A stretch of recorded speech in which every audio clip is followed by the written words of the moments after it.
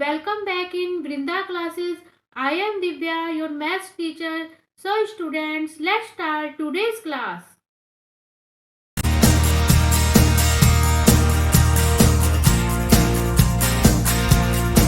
The question 6 of exercise 6.2. PQ and RS are two mirror placed parallel to each other. इसमें हमें क्या दी गई है? टू जो है मिरर दी गई है, एक PQ और एक RS, दोनों क्या है? एक दूसरे के पैरेलल है। And an incident ray AB strikes the mirror PQ at B।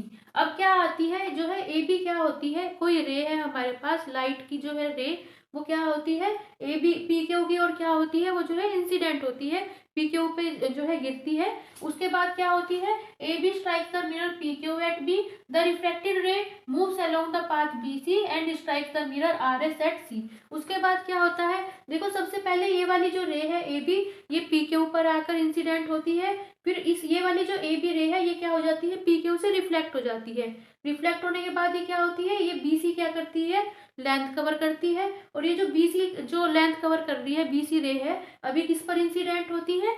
जो है मिरर RS पर क्या होती है? फॉल होती है, इंसिडेंट होती है और रिफ्लेक्ट होके क्या करती है? ये जो BC जो है रिफ्लेक्ट हो जाती है और CD क्या करती है? लेंथ जो है कवर करती है। तो ये कहा गया है हमें। And again reflects backs along CD, prove that AB parallel CD। अब हमें ये प्रूव करना है, ये जो दोनों रेज हैं AB और CD, ये क्या है? एक दूसरे के पैरेलल है। अगर आप इस एक्सरसाइज के, इस चैप्टर के और भी क्वेश्चंस विजिट करना चाहते हैं, या इस चैप्टर की इंट्रोडक्शन क्लास को विजिट करना चाहते हैं, इस चैप्टर की थ्योरम्स को विजिट करना चाहते हैं, तो इस पूरे चैप्टर की जो प्लेलिस्ट की वीडियो है मैंने डिस्क्रिप्शन और आई बटन में डाल दी है, आप वहां जाके विजिट कर सकते हैं। इसमें जो है कंस्ट्रक्शन करते हैं। देखिए पॉइंट बी दिया हुआ है, बी से क्या करते हैं? एक जो है परपेंडिकुलर क्या करते हैं? ड्रॉ करते हैं। और यहाँ पे क्या करेंगे? इस पर CD, देखिए C से क्या करेंगे? परपेंडिकुलर ड्रॉ करेंगे। ये जो पॉइंट आया है, इसे मान लीजिए हम क्या नेम दे देते हैं? N नेम दे देते हैं। इसे क्या नेम दे देते हैं? M नेम दे देते हैं। ये जो BN है, ये क्या है एक्चुअल में? ये जो हमें PQ दी गई है, PQ लाइन पे जो है परपेंडिकुलर है। मतलब परपेंडिकुलर का क्या मतलब है? BN कितना एंगल बना रहा है? ये वाला जो पूरा एंगल मिलेगा, ये वाला एंगल हमें कितना मिल जाएगा एक्चुअल में? 90 डिग्री का मिल जाएगा। तो क्या हो जाएगा? BN जो है हमें क्या मिल जाएगा? परपेंडिकुलर किस पे बना लेंगे? PQ पे बना लेंगे। और इसी तरह ये वाली जो लाइन है CM, ये क्या हो जाएगी? ये वाली लाइन देखो, ये BN हो जाएगी हमारे पास, ये हो जाएगी। और जो CM हो जाएगी, ये किस पर परपेंडिकुलर हो जाएगी हमारे पास? ये जो है RS पर हम क्या करेंगे? परपेंडिकुलर बनाएंगे। मतलब ये वाले जो एंगल बनेंगे CM, ये वाले इस साइड के और इस साइड के एंगल क्या हो जाएंगे हमारे पास? 90 डिग्री हो जाएंगे। अब देखो हमें 4 एंगल मिलेंगे। एक ये वाला एंगल, एंगल 1, एंगल 2, और ये वाला एंगल, एंगल 3 कह देंगे इसे, और इसे क्या कह देंगे? एंगल 4 कह देंगे। अब देखो स्टूडेंट्स क्या हो रहा है यहाँ पे, ध्यान से देखो। इस वाली लाइन को देखो आप, AB क्या हुई? पहले PQ पे फॉल हुई और रिफ्लेक्ट हुई। BC जो है इससे PQ से क्या हुई? रिफ्लेक्ट हुई। हमारे पास क्या होता है? एक जो है लॉ ऑफ रिफ्लेक्शन होता है कि क्या होता है, जो इंसिडेंट एंगल होता है वो किसके होता है? रिफ्लेक्टेड एंगल के क्या होता है? इक्वल होता है। लेकिन इंसिडेंट और रिफ्लेक्टेड एंगल हम क्या निकालते हैं? तभी निकालते हैं जब हम क्या करते हैं? एक ये जो है परपेंडिकुलर क्या करते हैं? ड्रॉ करते हैं उस पॉइंट पर। तो एंगल 1 किसके इक्वल हो जाएगा हमारे पास? एंगल 2 के इक्वल हो जाएगा। क्यों हो जाएगा? क्योंकि AB क्या हो रही है? इंसिडेंट रे है।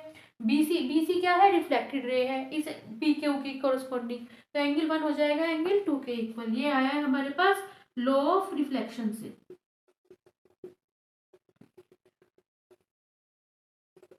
अब इसी तरह जैसे हमारे पास ये वाली रो है, देखिए ये वाली रे है हमारे पास BC, ये किस पर इंसिडेंट हुई थी? मिरर RS पर इंसिडेंट हुई थी। तो BC और ये वाली रे इंसिडेंट होगी, और ये वाली CD रे जो होगी वो क्या होगी हमारे पास? रिफ्लेक्टेड रे होगी। और ये जो बीच में है, ये हमारे पास क्या है? C पॉइंट पर हमारे पास परपेंडिकुलर है। तो ये वाला एंगल, एंगल 3 हो जाएगा हमारे पास इंसिडेंट एंगल, और एंगल 4 हो जाएगा हमारे पास रिफ्लेक्टेड एंगल। तो एंगल 3 भी किसके इक्वल हो जाएगा? एंगल 4 के इक्वल हो जाएगा। अब ये किसके कोरस्पॉन्डिंग होगा? ये भी लॉ ऑफ रिफ्लेक्शन होगा। लेकिन ये दोनों एंगल्स तो किसके कोरस्पॉन्डिंग आए हैं? RS के कोरस्पॉन्डिंग आए हैं। ये दोनों एंगल किसके कोरस्पॉन्डिंग आए हैं? जो है PQ के क्या आए हैं? जो है उसके कोरस्पॉन्डिंग आए हैं। अब देखिए स्टूडेंट्स, यहाँ पे क्या हो रहा है हमारे पास? देखो BN और CM क्या हो जाएंगी एक्चुअल में? जो है पैरेलल हो जाएंगी। यहाँ पे हमारे पास रिजल्ट आ जाएगा, BN किसके पैरेलल हो जाएगी? यहाँ पे BN पैरेलल हो जाएगी CM के। क्यों हो जाएगी? बी एन जो है सी एम, देखो बी एन और सी एम क्या है, दोनों पैरेलल लाइंस के ऊपर क्या बने हुए हैं, परपेंडिकुलर बने हुए हैं। पी क्यू किसके पैरेलल है, आर एस के पैरेलल है, और बी एन किसके परपेंडिकुलर है, पी क्यू के परपेंडिकुलर है, सी एम भी आर एस के परपेंडिकुलर है। तो जो भी दो पैरेलल लाइंस के ऊपर हम क्या बनाते हैं, परपेंडिकुलर ड्रॉ करते हैं, वे भी एक दूसरे क्या हो जाते हैं, पैरेलल हो जाते हैं। तो बी एन हो जाएगी हमारे पास सी एल जो है सी एम के पैरेलल हो जाएगी। अब देखो आप अगर ध्यान से देखो, ये हमें दी गई है, ये है हमारे पास बी एन, और ये क्या दी गई है हमें, देखो ये एक तरह से एक क्या है यहाँ पे, ये जो है एक, ये हमें पॉइंट दिया गया है सी एम, ये दी गई है बी एन, ये वाला बन रहा है एंगल 2, और ये वाला एंगल बन रहा है हमारे पास 3। देखो ये 2 बन रहा है, ये 3 बन रहा है, ये दोनों क्या हो जाएंगे हमारे पास पैरेलल लाइंस हो रही है, ये जो बी सी हो जाएगी हमारे पास ट्रांसवर्सल हो जाएगी। तो ये दोनों जब दो पैरेलल लाइंस है और एक ट्रांसवर्सल लाइन कट करनी है, ये दोनों क्या हो जाएंगे हमारे पास ऑल्टरनेट इंटीरियर एंगल्स हो जाएंगे। तो ऐसा होता है जब ऑल्टरनेट इंटीरियर एंगल्स क्या हो जाते हैं, इक्वल हो जाते हैं। अगर हमें क्या दी गई होती है, दो पैरेलल लाइंस दी गई होती है, तो एंगल 2 किसके इक्वल हो जाएगा, यहाँ पे एंगल 3 के इक्वल हो जाएगा। ये कहाँ से रिजल्ट आएगा, ये आ जाएगा ऑल्टरनेट इंटीरियर एंगल से।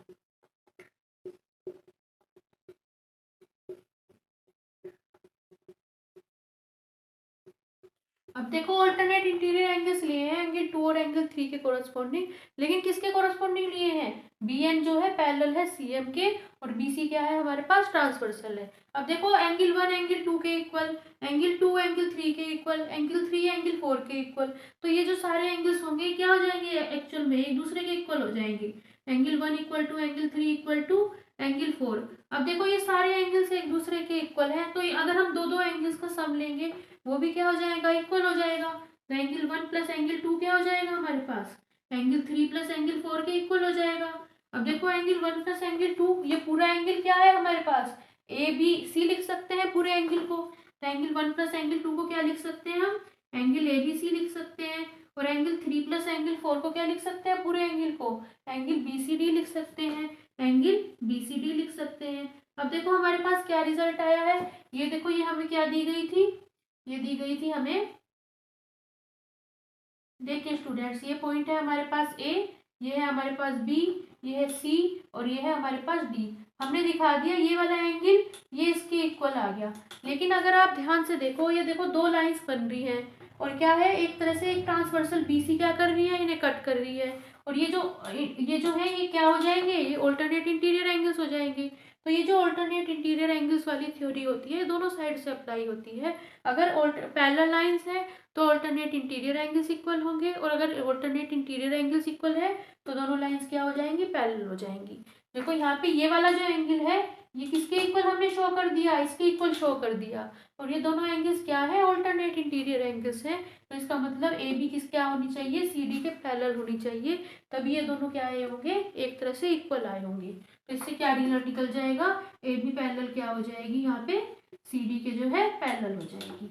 तो इस तरह स्टूडेंट्स ये क्या हो जाएगा, हमारा क्वेश्चन सोल्व हो जाएगा। अगर आपको आज की क्लास अच्छी लगी हो तो please like share and subscribe the channel. Thank you for watching and bye bye.